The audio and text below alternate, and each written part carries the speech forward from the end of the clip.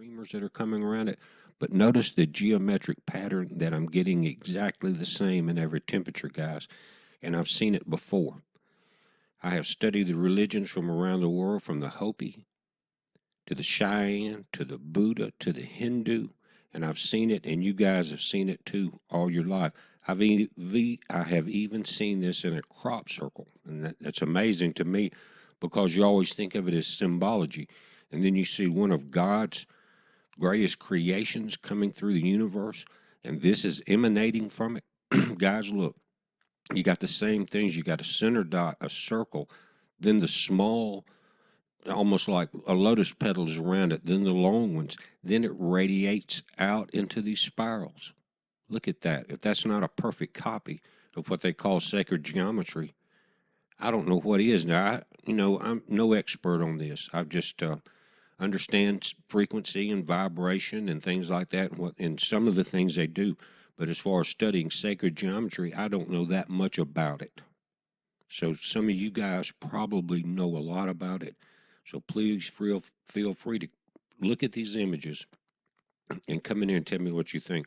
Again, here, what I'm trying to do is to get everything down where I can see the hottest things in there. And there's two objects in that tail that almost look like pieces.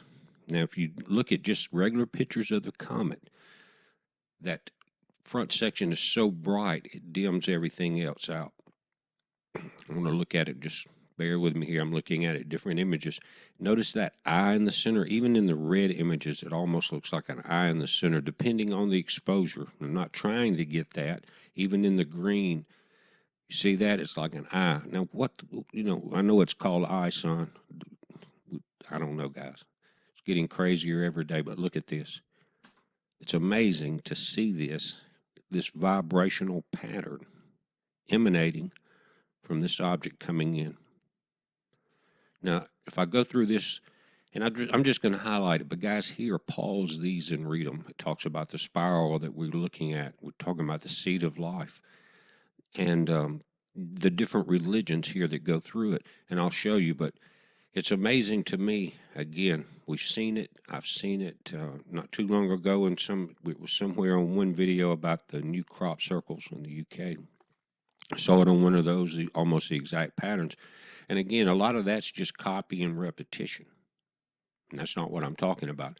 I'm talking about what we're seeing ISON do right now is it's vibrating in through the inner solar system, approaching the sun. Here, you see it's called the Gayatra Yantra, the lotus blossom. And I'm just kind of putting up, these are from different places and different meanings from around the world, guys. And like I said, pause them and read them.